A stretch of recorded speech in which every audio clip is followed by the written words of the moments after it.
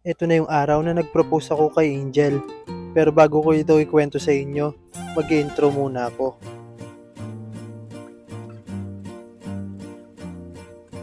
Hi guys, ako si Din. Di ako tamad pero hindi ko lang alam kung anong gagawin ko. Kaya tara, samahan niyo ako. May bagong project na naman na naka-assign sa akin. Ang problema ay medyo malayo na to sa amin. At naging practical na lang ako at naisipan ko mag-stay in. Simple lang din naman yung proyekto at madali lang naman din tong tapusin. Ang problema ay sobrang init at nakatutok talaga yung araw sa amin. Pero dahil passionate kami sa trabaho ay kayang-kaya lang namin tong tiisin. Nagkataon pa na may court dito kaya naisipan ko maglaro. Madalang na lang din kasi ako nakakapaglaro ng basketball. At makalipas nga lang ng mga ilang araw ay nakapagbuhos na kami ng mga biga. Inaabot na rin ng gabi ang aming OT para mabilis namin ito matapos. Madadama mo talaga ang determinasyon at sipag ng mga bawat tao sa kanilang pagtatrabaho. At kitang-kita ko ngayon sa natatapos nilang progreso kada linggo. At speaking of linggo, 2 beses sa isang linggo nga ang pag-uwi ko. Dahil namimiss ko rin agad ang pamilya ko. At kahit pagod sa trabaho ay excited pa rin akong umuwi. Lalo na kung ganito ka-cute yung sasalubong sa'yo. At kitang-kita ko nga na tuwang-tuwa siya tuwing umuwi ako. Kaya naman kapag umuwi ako ay sinusulit ko na yung oras kasama yung pamilya ko. Tulad ng pagkain namin sa labas. At sa nakalipas nga na mahal na araw ay nag-outing na rin kami. At dito ko na nga hinanda yung plano ko. Nagkataon na dumating na rin yung singsing na hinihintay ko.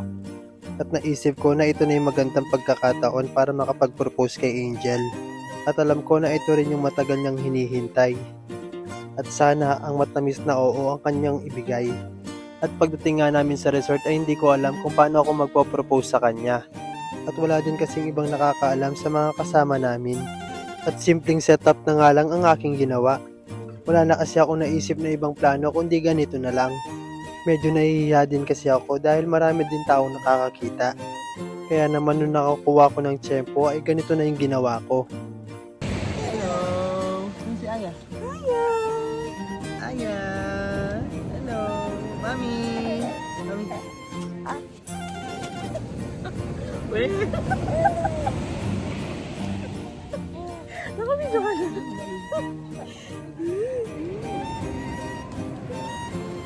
Yo, ito mo.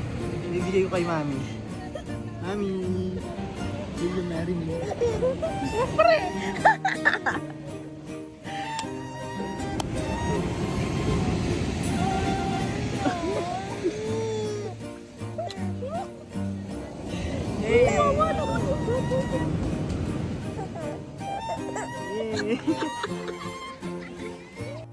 At yun na nga ang scripted na nangyari. Iba talaga yung naging reaction niya nung nag-propose ako sa kanya. At ito na nga yung tunay na pangyayari. Humahanap lang talaga ako ng tiyempo kung paano ko to sasabihin sa kanya. At nabigla nga siya at nakuha niya pa akong nabatukan. Nagulat talaga siya dahil hindi niya to inaasahan. At yung tunay na reaksyon niya talaga ang aking nagustuhan. Minsan, kahit may konkretong plano ka na sa gagawin mo, meron talagang pagkakataon na hindi ito natutupad. Pero hindi mo kailangan sisihin ang sarili mo kung hindi umayon ang plano mo. Dahil may isang plano ang Panginoon para sa'yo. Kailangan mo lang manalig, manampalataya at magtiwala sa Kanya. Dahil hindi siya nagplano para masaktan at masira tayo. Pagkus, nagplano siya para bigyan tayo ng pag-asa at isang future na maganda.